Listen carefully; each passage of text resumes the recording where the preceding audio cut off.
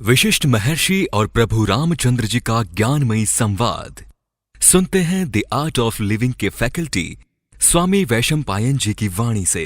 अगर आपने अभी तक इस चैनल को सब्सक्राइब नहीं किया है तो इसे जरूर सब्सक्राइब करें और सब्सक्राइब करने के बाद बेल आइकन को भी जरूर दबाएं। जय गुरुदेव।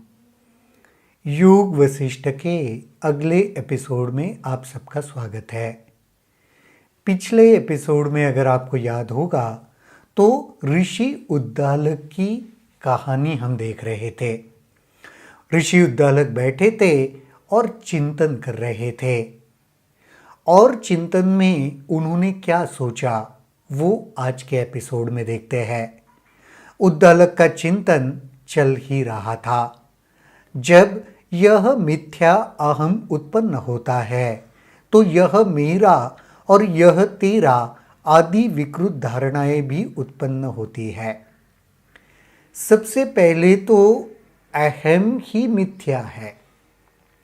जब ये मिथ्या अहम उत्पन्न होता है तो फिर ये मेरा और ये तेरा ये भी मिथ्या वो भाव हमारे भीतर पैदा होता है। और जब यह समझ में आता है कि सभी मिथ्या अहम की चाले भर है तो ये अवास्तविक धारणाएं नष्ट हो जाती है। सब कुछ देखने के बाद क्या प्रतीत होता है कि ये सब कुछ जो मिथ्या है वो अहम की वजह से है। अहम की चाले मात्र है।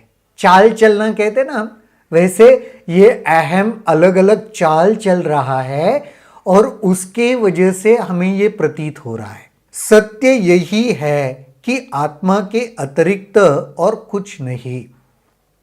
इसलिए मुझे यह बोध हो रहा है कि सब कुछ परमात्मा या ब्रह्म ही है और कुछ नहीं। अहम नाम से जाने वाला ब्रह्म आकाश के नीलिमा समान है। अहम नाम से जो ब्रह्म हम जानते हैं वो आकाश के नीलिमा के समान है। इसका क्या मतलब हुआ? हमें आसमान नीले रंग का दिखता है ना। क्या आपको ये पता है वास्तविक आसमान का रंग नीला नहीं होता, वो सिर्फ एक भ्रम है। हमें वो नीला प्रतीत होता है, वास्तविक उसका रंग नीला नहीं है।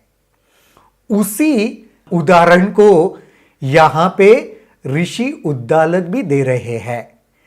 अच्छा यही हो कि इस अवधारणा का पुनः सत्कार न किया जाए बल्कि उसे छोड़ दिया जाए। ये भ्रम है, ये पता चलने के बाद ऐसी धारणाओं का क्यों सत्कार करें? पता है ना, तो फिर छोड़ देना चाहिए। इस प्रकार अहम को जड़ से उखाड़कर मैं शांत प्रकृति आत्मा में स्थित हूं। क्या चिंतन कर रहे? ये जो भ्रम है, ये जो अहम का जड़ है, उसको उखाड़कर फेंक रहा हूं मैं और ये जो मेरा आत्म स्वरूप शांत स्वरूप है ना, उसमें स्थित हो रहा हूं। यह अहम भाव अंतहीन दुखों, कष्टों और बुराइयों का स्रोत है। जीवन में जो भी दुख हम अनुभव कर रहे हैं, जो भी कष्ट हमें अनुभव में आ रहे हैं, उसके पीछे का कारण क्या है? अहंकार। आप सोच के देखो, जीवन में कोई भी दुख होता है ना, आपको क्या कारण है जरा सोच के देखो तो उसके पीछे। अगर गौर से उसका विश्लेषण करते जाओगे उस दुख के पीछे के कारण का, आप सबको यह अनुभव आ जाएगा, एक ही कारण है, अहंकार। अगर अहंकार नहीं है ना तो कुछ दुख भी हो नहीं सकता। हमें दुख क्यों होता है पता है? क्योंकि उसके साथ मैं जुड़ जाता है। कोई भी दुख हो, देखो वो मेरा है ना, मैं उसके साथ जुड़ गया ना, इसलिए वो दुख देता है। किसी ने एक बार मुझे पूछा था, स्वामी जी अगर कोई हमारा प्रिय व्यक्ति, आसपास का कोई व्यक्ति अगर परलोक सिधारते हैं, गुजर जाते हैं, तो वहां पे कहां अहंकार है? देखो, मेरा प्रिय व्यक्ति गुजर गया ना, इसका दुख है। व्यक्ति गुजर गया इसका दुख नहीं है, वरना इस दुनिया में रोज हजारों लाखों व्यक्ति गुजर जाते हैं, तभी आपको दुख नहीं होता। क्यों? क्योंकि उसके साथ मेरा, मैं, अहंकार जुड़ा नहीं है। इसलिए वही भाव, वही बात यहां पे उद्दालक भी कह रहे हैं। जीवन का अंत मृत्यु में होता है। मृत्यु नया जन्म भी दिलाती है और हर उथल पुथल का अपना अंत होता है। इसी प्रकार की धारणाएं अहम द्वारा आमंत्रित करने पर महादुख भोगने पड़ते हैं। ये अहंकार की वजह से ही जीवन है। जीवन की शुरुआत है तो जीवन का अंत भी है, जीवन की उथल पुथल भी है। ये भावना जैसे परिपक्व हुई, मजबूत हुई, ये सारे दुख कष्ट अनुभव में आ गए। मैंने यह प्राप्त कर लिया है, मैं वह भी प्राप्त कर लूंगा आदि विचारों में उत्पन्न चिंता अज्ञानी को जला देती है। अज्ञानी को यही चिंता जलाती है। अहम के वजह से मुझे वो प्राप्त करना है या मैं वो प्राप्त कर लूंगा, अहम के वजह से वो भाव उठा, ये चिंता अज्ञानी को जला देती है, परेशान कर देती है। यह है वह नहीं है आदि की धारणा अहमवादी में अस्मिता उत्पन्न करती है। परंतु यदि अहम नष्ट हो जाए तो भ्रामक दृश्य संसार फिर अस्तित्व ही ग्रहण न कर सकेगा और उसमें की सभी लालसाएं भी नष्ट हो जाएगी। अहम के वजह से संसार है और संसार की सारी धारणाएं, अहम नष्ट हो जाएगा तो ये सारी धारणाएं भी नष्ट हो जाएगी।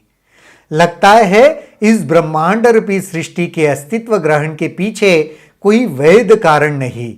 यदि ऐसा है तो बिना प्रयोजन की सृष्टि की सत्यता कैसे स्वीकार की जाए? अनादिकाल से उस ब्रह्मांडीय सत्ता में ये सभी पिंड अस्तित्व में रहे हैं, जैसे सदा मिट्टी बर्तन रहता है। इसी प्रकार सागर भूतकाल में था, वर्तमान में है और भविष्य में भी रहेगा। उसका जल अल्पकाल के लिए लहरों के रूप में रहता है, धरता और धारण करता है। यह सब कुछ सदा से और सदा के लिए ब्रह्मांडीय सत्य का, सत्ता का अंग है। यह मूर्ख ही है जो अल्पकाल के लिए प्राप्त इस शरीर आदि को कहता है मैं यह हूं। ब्रह्मांड का अस्तित्व था, है और रहेगा। हमारे शरीर को जो पकड़ के बैठता है ना, मैं हूं, वो अहम की वजह से है, वो मूर्खता है। ये यहां पे ऋषि कह रहे हैं। इसी प्रकार आरंभ में मन चेतना ही था और अंत में जब मन के रूप में प्रकृति और प्रकार्य समाप्त हो जाएंगे, पुनः चेतना हो जाएगा। फिर इसको बीच में अलग नाम से क्यों पुकारा जाए? शुरुआत में हम चेतना थे, विलीन होने के बाद वापस चेतना हो जाएंगे। तो ये जो बीच का ये जो एपिसोड है ना, उसको अलग करके क्यों पुकारते रहते हो? क्यों उसमें उलझते रहते हो? चेतना थे, चेतना ही बनोगे। ये जो बीच का एक छोटा सा जो हिस्सा है ना, अहंकार की वजह से उसे अलग करके उसमें उलझना नहीं है। यह सब दृश्य उसी प्रकार क्षणिक वास्तविकता के रूप में दिखते हैं जिस प्रकार स्वप्न के अनुभव, भ्रांति के दृश्य, शराबी के मति भ्रम, अक्षीय भ्रम, मनोकायिक भ्रम, भावात्मक विक्षोभ, मनोविकृतियां आदि होते हैं। ये सभी जो हम महसूस कर रहे हैं वो क्षणिक है। अलग अलग उदाहरण से बताया। मनोवृत्ति अगर किसी की थोड़ी गड़बड़ हो गई है, मनोवैज्ञानिक किसी को चिकित्सा की आवश्यक है, तो उसे कैसे क्षणिक दिखता है सब कुछ। शराबी को शराब पीने के बाद कैसे कुछ महसूस होता है जो नहीं है वास्तविकता में, जो ब्रह्म है उसका, उसी प्रकार है ये कह रहे। परंतु हे मन, तुमने इस प्रकार उसी प्रकार स्थायी वास्तविकता की मुहर लगा दी है जिस प्रकार प्रेमी अपने प्रेमिका के विछोह की कल्पना करके दुख भोगने लगता है। ये सब क्षणिक है, पर मन तुमने क्या किया, तुमने उसे परमानेंट है ऐसे मुहर लगा दिया। जैसे प्रेमिका कुछ समय के लिए अलग होने से वो प्रेमी को लगता है खत्म, सब जीवन खत्म हो गया, वो वियोग करने लगता है, मुहर लगा देता है। मन भी कुछ वैसे ही करता है, परंतु इसमें तुम्हारा अपराध नहीं, इसमें मेरा अपराध है कि मैं अब भी इस धारणा से चिपका हूं कि तुम मन के रूप में वास्तविकता हो। जब मुझे अनुभव होता है ये सब भ्रामक आकृतियां है, तुम अमन हो जाते हो। गलती भी मेरी ही है। तुम मन जो है ना, उसको भी मैंने फिक्स कर लिया धारणा में, लेकिन जब मुझे पता चलता है ना, हे मन, तुम्हारा भी अस्तित्व नहीं रहता, तुम अमन हो जाते हो, मन के विपरीत हो जाते हो। इस प्रकार इंद्रिय भोगों संबंधी सभी स्मृतियों का भी अंत हो जाता है। जब चेतना को अपना बोध होता है और वह स्वपराचित बद्ध मानसिकता को छोड़ देती है, तो मन विकार रहित हो जाता है और अपनी मूलभूत प्रकृति में विश्राम प्राप्त कर लेता है। सारे विकार जब हट जाते हैं ना, तभी मूल प्रकृति में विश्राम मुमकिन है। कितना सुंदर है देखो। विकारों से मन को हटाना पड़ेगा, तब आत्मस्तित्व में स्थित हो सकते हो, आत्मा में स्थित हो सकते हो, मूल प्रकृति में रह सकते हो।